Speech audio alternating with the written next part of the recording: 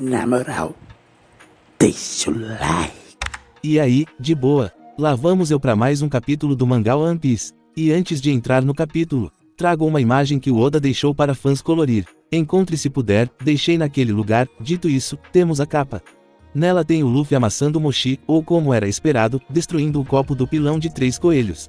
Eles estão em um navio no meio do mar, porque essa fábrica de Mochi é ilegal. Os caras são complicado. Bom, o capítulo retorna no meio do mar com a Nami fazendo uma fé e consertando o chapéu do Luffy. O que vale comentar, a Nami é sinistra, ela fez o chapéu regenerar. Mas, infelizmente, o chapéu está podre. Uma dedada sem maldade e já abriu um buraco novo. Fora que, depois desse segundo conserto, o chapéu nunca mais foi danificado. A Nami, além de navegadora e bruxa do mar, tem habilidades mágicas e conseguiu pôr o encantamento de durabilidade no chapéu. Melhor contratação para o bando. Enquanto isso, Zoro dormia. Ele acorda com a gritaria da dupla. Nami enfiou uma agulha na testa do Luffy, única forma de extravasar sua irritação pelo capitão.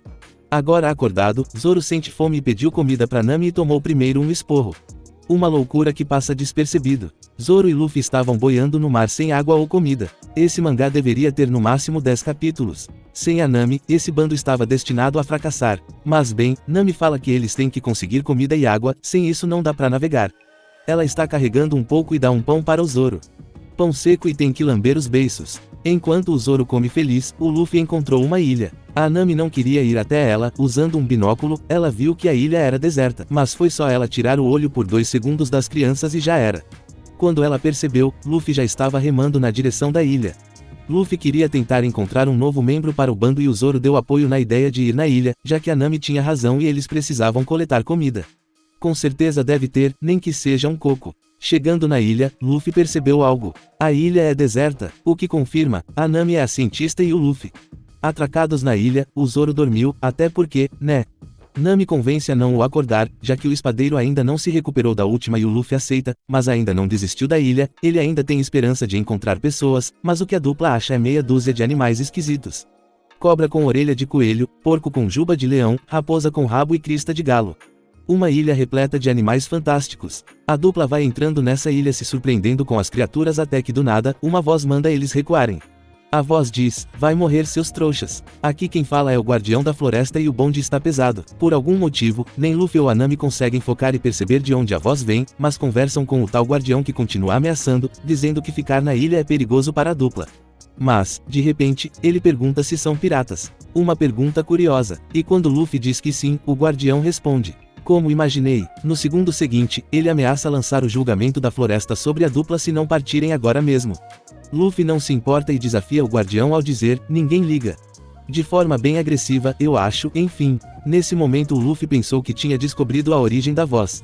Maluco nunca esteve tão perdido. Quando ele deu um passo, o guardião perdeu a paciência e meteu um pipoco no Luffy, sorte que foi no Luffy. A parte mais interessante é que em um quadro o Luffy está na frente da Nami e no outro, ele está atrás. E o mais importante, nos 2 quadros, ele não está nem perto do guardião.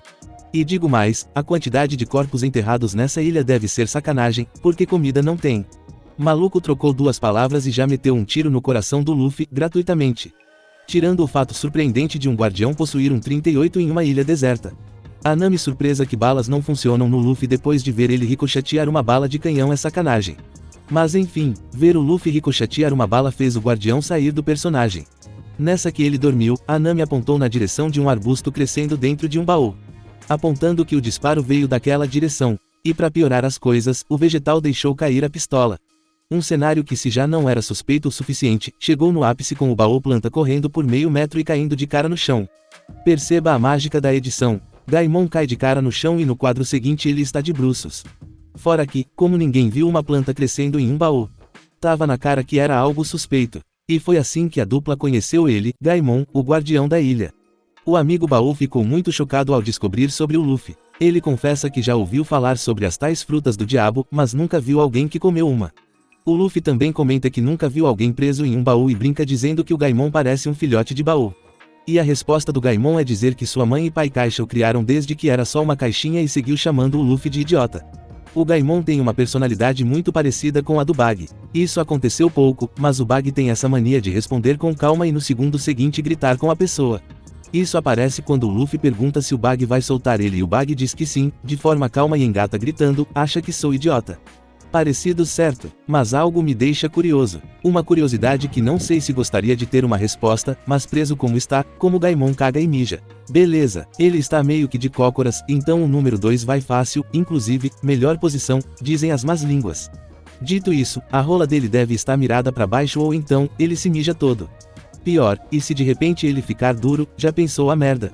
Não queria estar na pele do colega. O futuro promete muito entretenimento nessa ilha. Mas enfim, o trio seguiu conversando e o Gaimon revelou que está preso no baú há 20 anos. E isso é importante, são 20 só dele preso, esse baú é bem mais velho que isso. Mas só os 20 anos já surpreende a Nami, já o Luffy, ele vê a situação como algo bem idiota. A falta de empatia do Luffy me choca. E quando o Gaimon fala sobre como não fala com ninguém há 20 anos. Sem nenhum aviso, o Luffy ataca o Gaimon e tenta puxar o cara do baú. O que me surpreende muito. O Luffy era absurdamente sem noção. Ele quase matou o cara quando só precisava fazer uma pergunta: quer que eu tente te puxar pra fora do baú? Por sorte, ele não consegue puxar e o Gaimon o impediu de continuar. Gaimon diz que depois de tantos anos, o baú e o seu corpo já se tornaram um. Vou imaginar que isso seja modo de falar, mas de fato, o corpo já deve ter se acomodado nessa forma. É melhor dar logo um tiro na testa que arrebentar esse baú. O resultado vai ser o mesmo. Mas bem, passada a tentativa contra a vida do Gaimon, ele explica pra Nami como chegou na ilha. Confesso que não sei o quão boa a tradução é, mas me soa muito esquisito a conversa.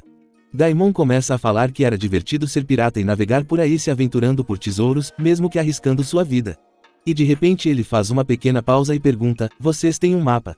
Pra quê, tá ligado? E a resposta poderia ser: sim, temos. E pronto, mas o Luffy é daquele tipo de gente que gosta de conversar.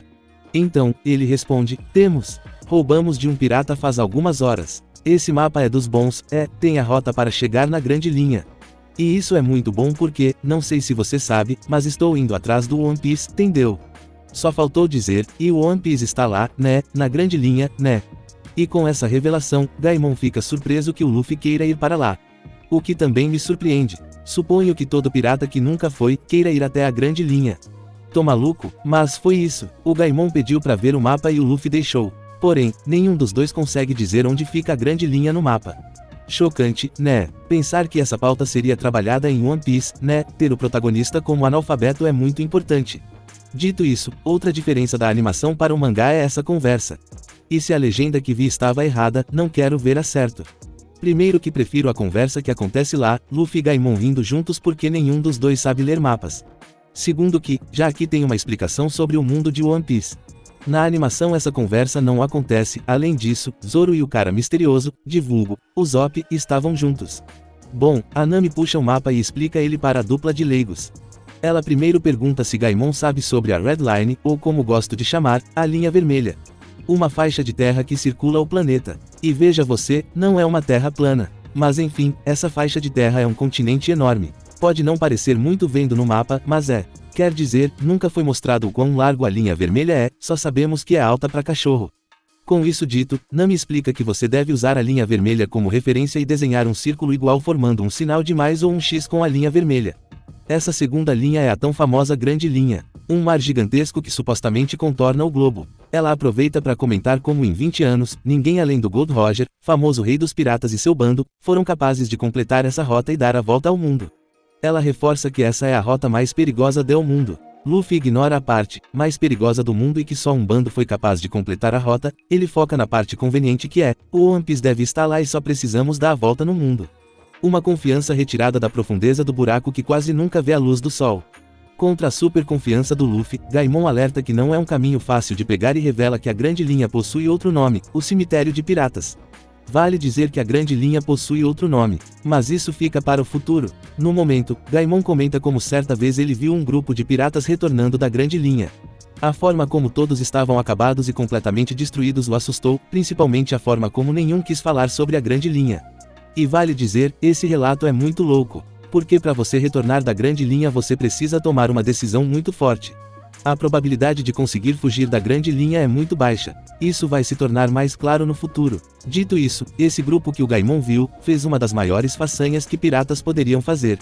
Isso faz deles bem fortes. Mas tudo bem, Gaimon segue dizendo que isso é tudo que sabe sobre a Grande Linha e comenta que a Grande Era dos Piratas começou já fazem mais de 20 anos, e que esse tesouro pode ser só uma lenda.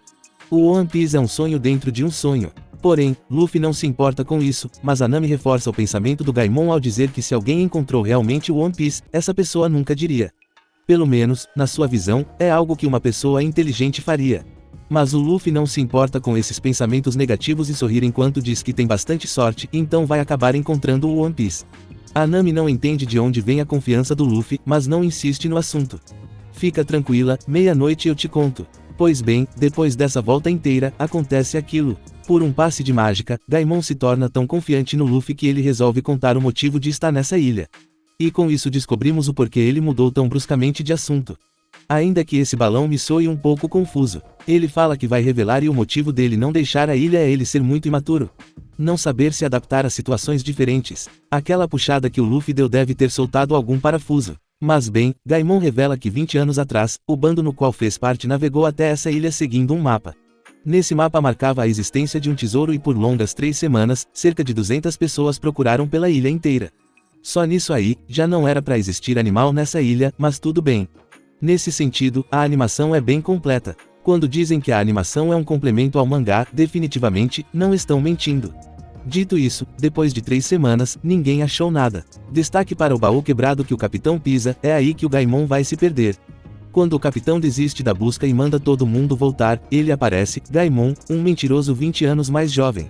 Sua sobrancelha sempre foi unida. Bom, se achando mais esperto que os outros, depois de passar 3 semanas dentro de uma caverna e ser antissocial. Gaimon pensou, 3 semanas e ninguém subiu a porra dessa montanha, e se o tesouro estiver lá? Porque, obviamente, ele foi o único que pensou nisso e enquanto o bando se recolhia, ele resolveu subir a pequena montanha. Antissocial como é, ele não pediu ajuda e foi só. Subiu o suficiente para ver o topo da montanha e abriu logo uma gaitada ao ver vários baús. Ele viu 5, foi o suficiente para ele perder a concentração, meter a mão onde não devia e cair com tudo no baú quebrado que estava bem embaixo dele. Ignorando o absurdo que é uma pessoa de mais de 1 metro de altura caber com perfeição em um baú que se tiver 40 centímetros de altura é muito. Gaimon acabou preso no baú e abandonado pelo seu bando, que são um bando de babacas arrombados. O cara ficou preso em um baú por ser ganancioso. A vida cobra o seu preço. E desde então, e com balas infinitas, Gaimon vem aplicando o julgamento da floresta para espantar visitantes indesejáveis. A quantidade de gente que ele matou deve ser absurda. Fora que, em momento algum, você vê um animal perto dele. Mas tudo bem, seguindo, Luffy e Nami se sensibilizam com a história do Gaimon e a Nami decide ajudar o amigo planta. O que gera uma discussão boa, já que o Luffy desconfia da Nami, afinal de contas, ela é uma ladra que rouba piratas. A Nami berra que tem princípios enquanto diz, me respeita garoto. Então, chegamos na montanha. Parece ser bem alta, mas não o suficiente. Nami faz o que ela sabe fazer de melhor, delegar função. Apesar de querer ajudar, ela não conseguiria escalar, então a missão caiu nos ombros do Luffy que rapidamente subiu ao esticar o braço e se puxar para cima. Segundos depois o Luffy aparece com um baú que não parece ser maior que o baú onde Gaimon vive e ele mal consegue se segurar ao ver o tesouro pelo qual ele vem sonhando há 20 anos, porém quando ele pediu para o Luffy derrubar o tesouro, o pivete se recusou a fazer isso. Aqui, dá pra ver que o Luffy está nervoso. Na animação, que posso estar me lembrando errado, mas minha lembrança é que o Luffy está mais sério que nervoso. Quase que provocando o Gaimon que tanto lá como aqui, fica confuso no início, mas se acalma com o tempo. E com lágrimas nos olhos diz que o Luffy é uma ótima pessoa, deixando a Nami confusa. O maluco está te roubando e é legal. Porra, então sou uma santa. A confusão passa quando o Gaimon ainda chorando horrores revela que já tinha pensado nisso, mas tentou evitar a ideia.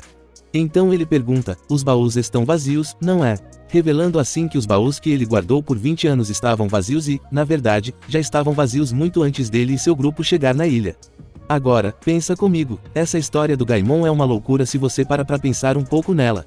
Imagine a cena, eu acho um mapa que marca a existência de um tesouro em uma ilha aleatória. Reúno companheiros e procuro até que finalmente acho a maldita ilha. Entro nela e vasculho até achar 6 baús lotados de tudo que é joia. Um verdadeiro tesouro, mas o que não consigo entender é o motivo pelo qual eu iria deixar os 6 baús na ilha. Não faz sentido, ainda mais falando sobre a segunda pessoa que chegou nessa ilha e todas que vieram depois que simplesmente não levaram os baús, que por mais de 20 anos continuam em ótimas condições. O baú em si é um tesouro. Ou então, porque ninguém destruiu os baús com raiva. Sem falar que maresia e chuva não existe em One Piece, o que é bem irônico de se pensar. Mas enfim, depois do drama que só existe porque o Gaimon é uma anta gananciosa, o Luffy convence o Gaimon que descobrir isso agora é positivo. Famoso ditado, antes tarde do que nunca. E para deixar o velho emocionado, Luffy convida o Gaimon para entrar no seu bando. Mas, o enfeite de jardim recusa. Ele diz que agora que sabe que não existe tesouro se sente mais à vontade. E que depois de 20 anos, ele ficou apegado aos outros animais da ilha. Por serem criaturas exóticas, pessoas sempre vêm à ilha para capturá-los. Então ele deseja ficar na ilha como seu guardião. O Luffy faz questão de alertar que o Gaimon também é um animal exótico antes de se despedir. O que também vale comentar. Uma coisa que é diferente da animação, lá, o Gaimon parece mais próximo dos outros animais da ilha que no mangá. Na animação o Gaimon até usa um deles como montaria. Sem falar que os animais estão presentes durante toda a estadia na ilha, até quando o Gaimon lembra do passado. Aqui, os animais só aparecem no início e no fim, 3 páginas. E o mais louco, o Zoro e o Gaimon nunca se conheceram. E digo mais, esse baú do Gaimon está inteiro depois de 20 anos, é uma das maiores fanfics de One Piece. Mas é isso, o trio volta para o mar sem nem mesmo um coco. E com isso, termino aqui o capítulo 22 do mangá One Piece, que se chama Criaturas Estranhas.